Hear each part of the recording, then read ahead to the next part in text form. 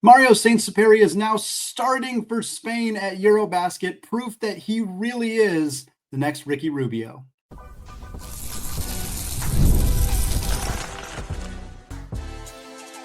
You are Locked On Zags, your daily podcast on the Gonzaga Bulldogs. Part of the Locked On Podcast Network, your team every day. What is going on, y'all? Happy Monday and happy Labor Day. Welcome into the Locked On Zags podcast, part of the Locked On Podcast Network, your team every day. I'm your host and longtime Gonzaga podcaster, Andy Patton, here to bring you news and updates on all things Zag athletics. Today's episode is brought to you by Gametime. Download the Gametime app, create an account, and use code LOCKEDONCollege, and you'll get $20 off your first purchase. Well, folks, we got some EuroBasket updates today on Mario Saint-Supery and Filip Petrusev for Serbia. We're also going to talk about how things wrapped up for Kyle Wiltjer and Angel Nunez at the AmeriCup event. Plus, we got a fun mailbag question to close out the show. Lots of good stuff today. But we're going to start with the big news once again out of EuroBasket. Big shout out, by the way, to Mario Saint-Supery. I know we'd like to have him on campus, and I know there's a little bit of angst about him spending time away from the team when he hasn't been committed to Gonzaga for very long, but it's pretty nice to have some content to talk about in late August, early September, typically a pretty slow period for news when talking about college basketball specifically. And the fact that Mario is playing at EuroBasket is certainly helping find some content, especially when he's now a starter for the Spanish national team. Being among the 12 players selected for Spain's roster at EuroBasket is already an incredible accomplishment. Mario was the youngest player to be named to Spain's roster for a EuroBasket event since 2009. We'll talk about that in just a second. But for Mario, he not only makes the roster, he not only gets playing time in their first couple of games. By the third game for this Spanish team, he's in the starting lineup. We'll see if it sticks. Their next two games are certainly tougher than their game that they had on Sunday, which was against Cyprus. That was who they played on Sunday. Again, this is the game that Mario started. They won by an extraordinary amount. I can't do math fast enough to tell you how much, but they won 91-47. So a 44-point victory. I guess I can do it fast enough. 44-point victory for Spain over Cyprus on Sunday. Not expected to be a competitive game. Certainly was not a competitive game. Mario draws the start for Spain, has 9 points, 5 assists, 4 steals in just 21 minutes of action. So again, he started the game, but they didn't play a lot of guys very many minutes, because why would you in an event that has 3 to 4 games per week? When you're blasting the doors off a team like Cyprus, there's no logical reason to play really anybody more than 22, 25 or so minutes per game. It's possible this is part of the reason Mario started this game. We will see if he starts against Italy and Greece, which are two far more competitive teams that this Spanish club is going to play later this week. But in this game, Mario was great. Again, 9 points, 5 assists, 4 steals. May not leap off of the page necessarily, but his plus minus was plus 27. Again, a game that they won by a whole bunch of points, but he was still the highest mark on the team with his plus minus. He was tied for second on the team with his 5 assists. He was second on the team in steals. He was also, I think, tied for third on the team with 9 points. There was a very egalitarian scoring effort from this team as they were able to do that in a game where they won by 40 plus points. But Mario's been great. I mean, he's been absolutely awesome so far in these 3 games at EuroBasket. Through those 3 games, he's averaging 7.3 points, 3.7 assists, 1.7 rebounds, and 1.3 steals. He is 4 of 6 on 2-point attempts. He's only taken 6 2-pointers, but he is finishing efficiently around the rim. He's 3 of 10 from 3, so 30% on those 3-pointers. Perhaps most importantly, compared to his 11 total assists, he also only has 3 turnovers. So we are seeing him be a very efficient offensive player. We are seeing him distribute the rock well. And again, we're talking about, I think the caveat here, obviously 3 games is a tiny sample size. Like, I didn't want to say, oh, he's 66% on 2-pointers. It's 4 of 6. Like, the sample size is obviously relevant here, but so too is the fact that he's 19 years old, that he's one of the youngest players to ever suit up for Spain. And it's not like, no disrespect meant here at all, but like, Rui in Japan is somebody who's like just far and away the best player to really ever come out of his country. Like at this point, it looks kind of undebatable. And so for Rui representing his country on the national stage, even at a young age, wouldn't be that surprising. But Spain is a country with a rich basketball history, and they didn't have to choose a 19-year-old. It's not like he was just clear cut far and away, like the only option that they could choose.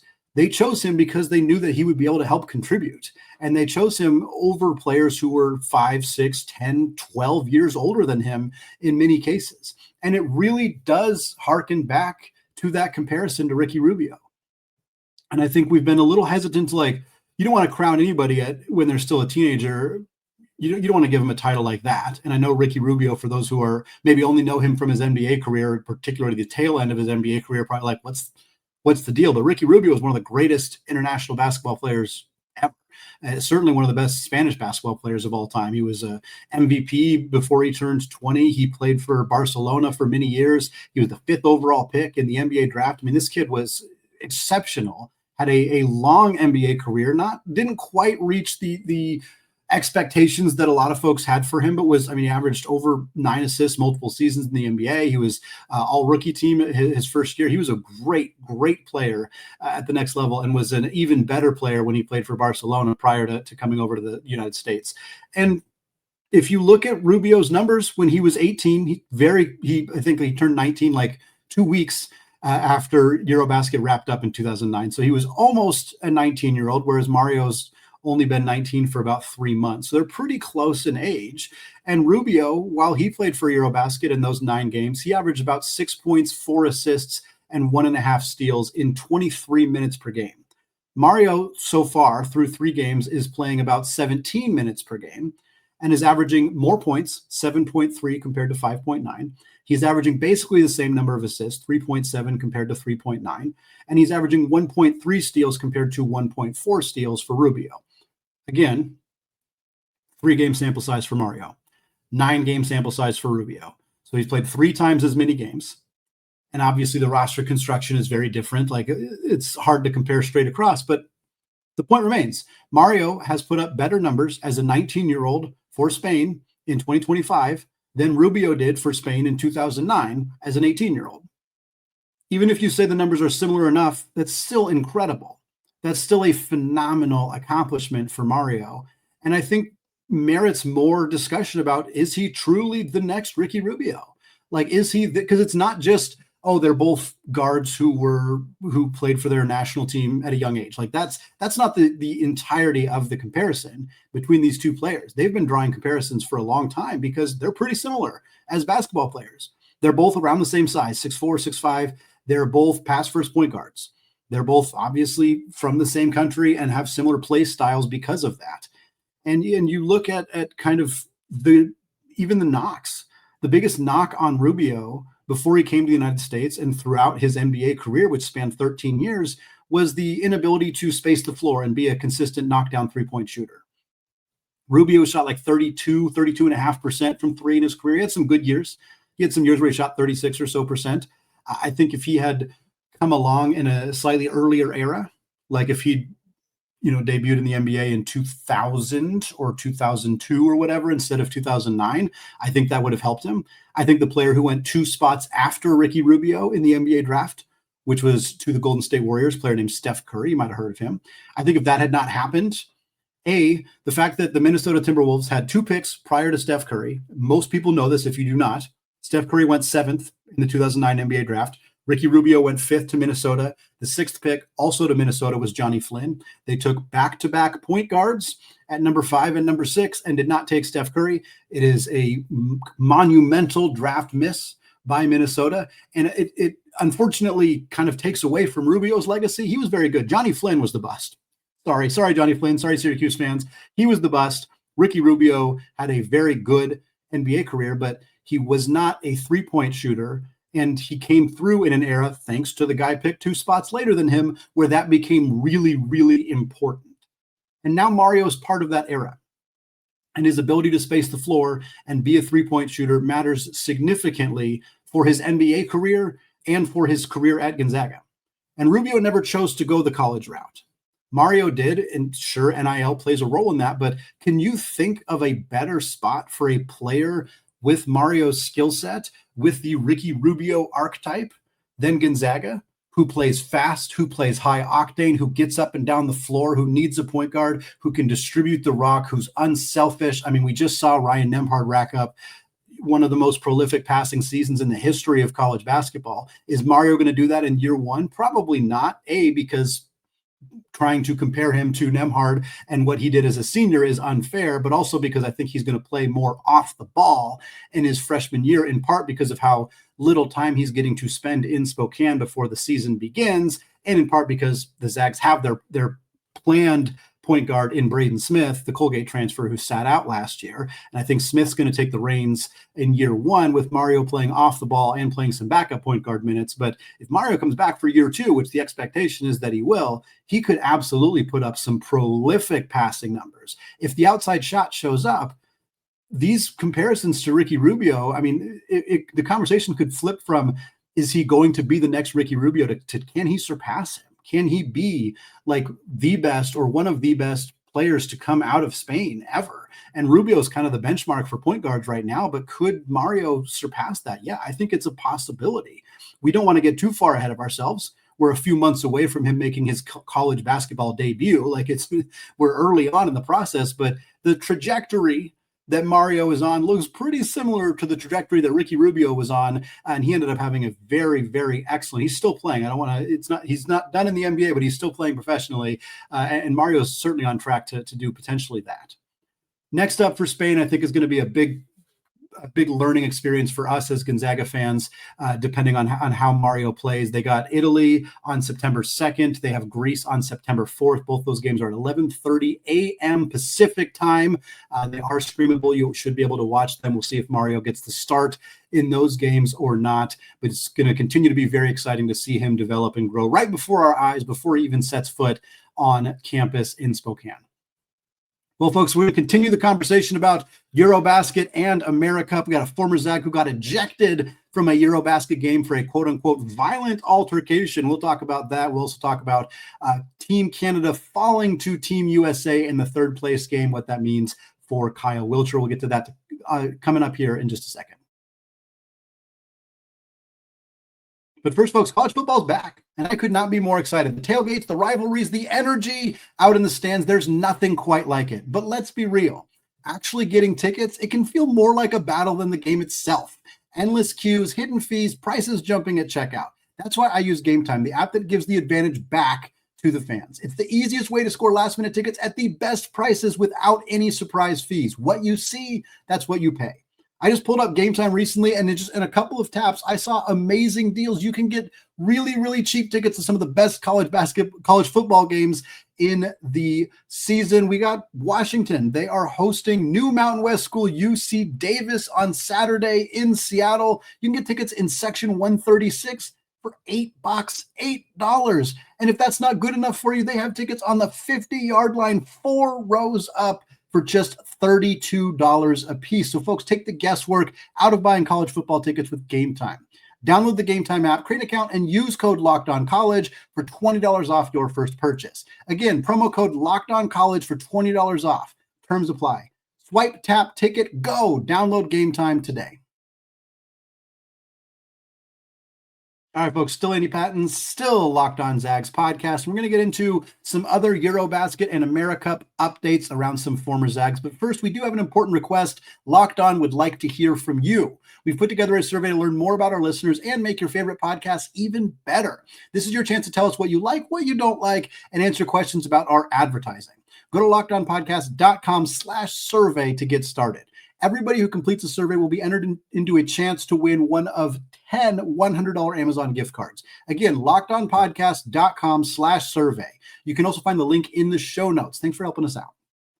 All right, folks, let's continue the conversation here about EuroBasket. We have one future Zag in Mario Saint-Supery representing his home country of Spain. And there is also one former Zag participating in this event. That would be Filip Petrusev for the Serbian club. Serbia has gotten a lot of attention for being the odds-on favorite to win this event thanks to three-time MVP Nikola Jokic. They also have Miami Heat forward Nikola Jovic. But more concerningly for Serbia, their second kind of star player, Bogdan Bogdanovic, actually suffered an injury and is going to be out for the rest of EuroBasket, which puts a little bit more pressure on our guy, Filip Petrusev. We'll talk about that in a second. We've got to talk about the big headline that Petrusev made over the weekend on Friday in Serbia's game against Portugal. 4 minutes into the game, Filip Petrusev was ejected and had to sit out the rest of the game. He was also served a $5,000 fine, although he was not suspended, and he was able to return for Serbia's game on Saturday. So he's already back in the mix for them. But I watched this play like probably 15, 20 different times. The replay review that they had of it, I don't know if any of you saw this. I thought it was a little ticky-tack. Considering EuroBasket is pretty well known for having a lot of emotion, a lot of vitriol. There's been fights. There was the big fight at AmeriCup recently, but there's some altercations. There was an end of the game situation for France against Slovenia that Luka Doncic didn't like all that much. So there's usually a lot of vitriol in these events, and this one was a 3-point shot went up. Petrusev was at the 3-point line. He started running in to crash the offensive boards.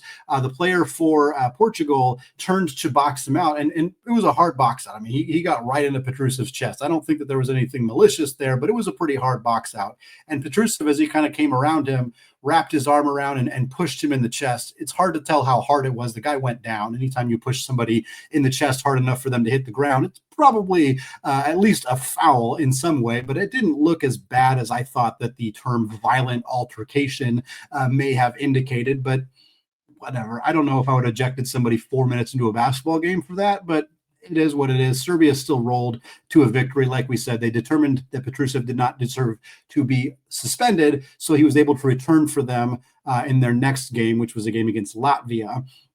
In that game, Petrusev, and since this game was like less than 24 hours after the last game, they actually rode Petrusev pretty hard because they were like, well, you only played 4 minutes in that first game, so we can play you a little bit more. He finished with 12 points and 4 boards against Latvia. And by the way, in their first game, he had a very similar line, 12 points and 2 boards. That was against Estonia. And then the game against Portugal, where he was suspended, he'd only scored 2 points prior to ejected, 2 points prior to that. So for Serbia, Petrusev now takes on a bigger role, and I think that's the main storyline now.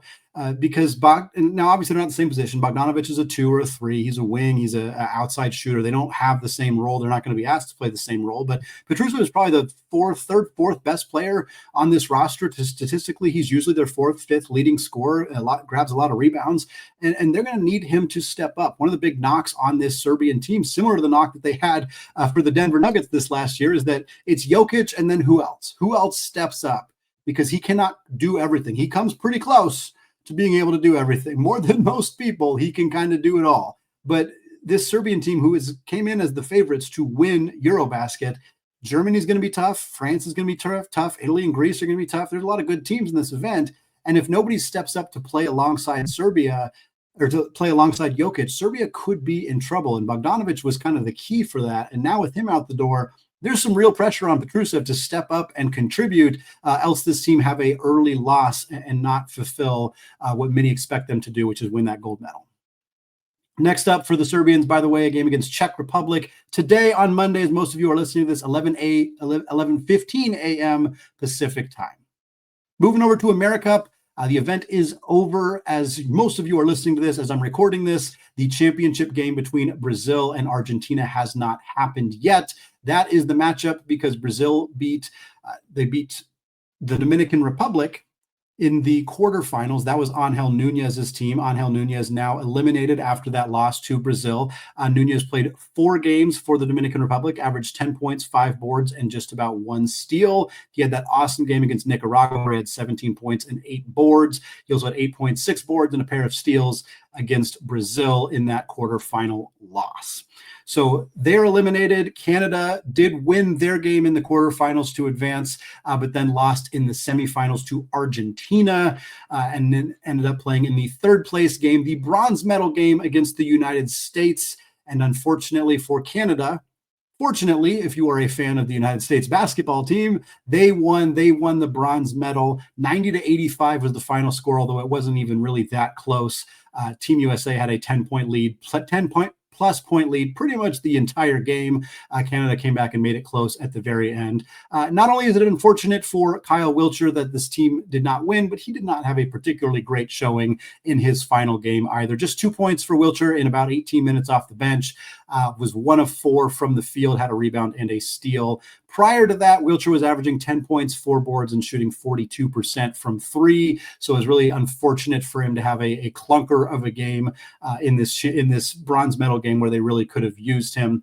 Wiltjer has repped Canada multiple times in his career. He was with them for the 2019 and 2023 FIBA World Cup. He was with them for the U18 championships back in 2016. So this is not new for him to rep the country on the world stage, but a really good opportunity for them to get a medal. And that loss to Argentina, followed by the loss to the United States, unfortunately ended those dreams for Wiltjer and the rest of Team Canada. Well, folks, we're going to close out the show with a mailbag question, kind of a fun one here. We're going to rank the 5 best Gonzaga players based solely on their nickname. Who do we have at number 1? We're going to talk about that to close out the show coming up in just a second. But first, guys, you've probably heard of Viagra or Cialis. Maybe you've even tried them. But if you're looking for something beyond the usual pill, it's time to meet Rugiet Ready. Rugiet Ready is the next generation prescription treatment designed to amplify arousal in the brain and boost blood flow. Unlike the usual pills that can take hours, Rugiet's 3-in-1 formula dissolves under your tongue and kicks in fast, on average in just 15 minutes. Effects can last up to 36 hours, so you can stay confident and in control when the moment is right. And if traditional options have not worked for you, Rugiet might be the answer. Over 150,000 men have already made the switch. It's completely online. Rugiet connects you with a board-certified doctor and ships your treatment directly to your door. So head to Rugiet.com/LockedOnCollege and use code LockedOnCollege to get 15% off today. That's Rugiet, RUGIET.com/LockedOnCollege. Compounded drugs are permitted to be prescribed under federal law, but are not FDA approved and do not undergo FDA safety, effectiveness, or manufacturing review. Please visit the Rugiet website for full safety information.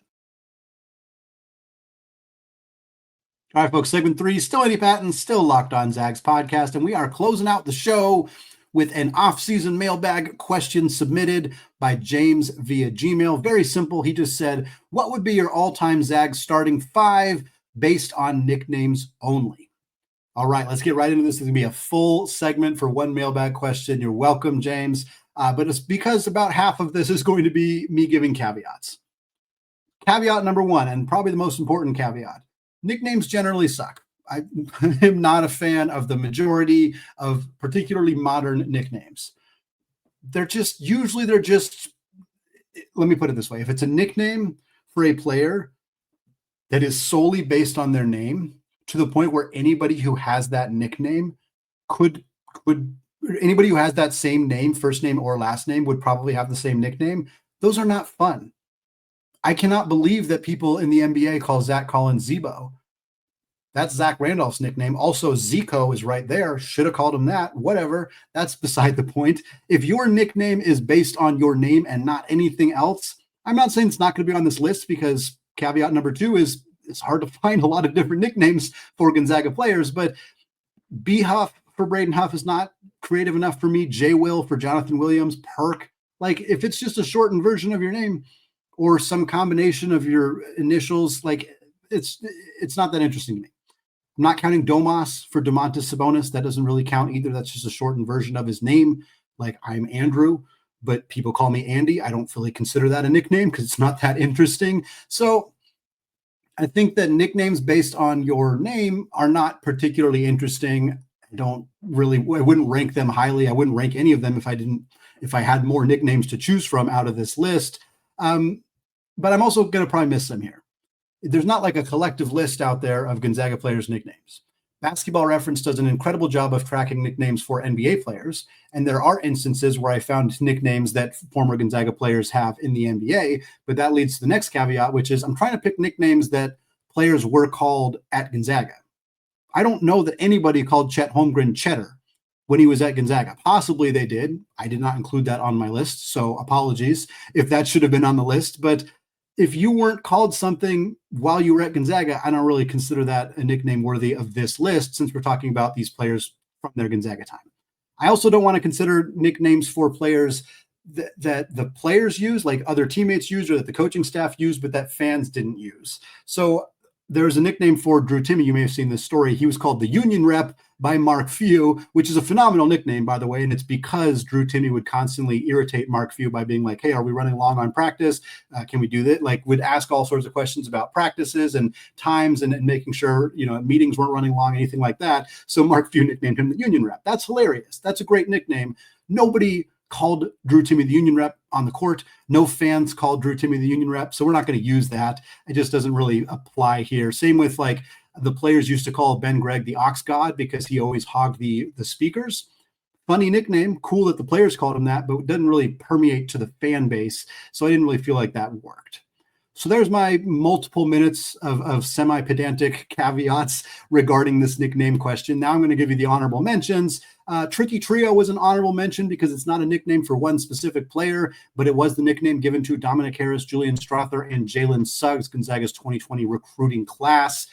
And I think it's one of the most memorable nicknames for any Gonzaga related players. So I wanted to give it some love here, even though it doesn't really apply since it was not directly attributed to any of those three players in particular.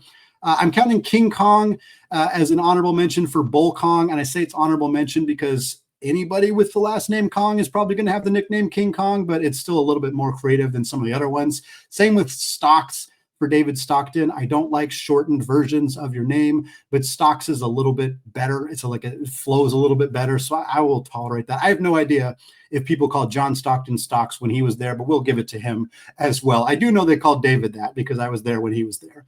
And then apparently Nigel Williams-Goss had the nickname the Dream Keeper, which is a really cool nickname. I just don't know that anybody ever called him that.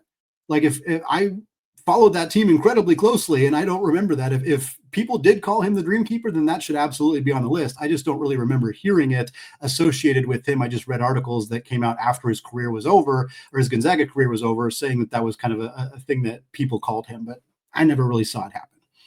Anyway, let's get in the top five.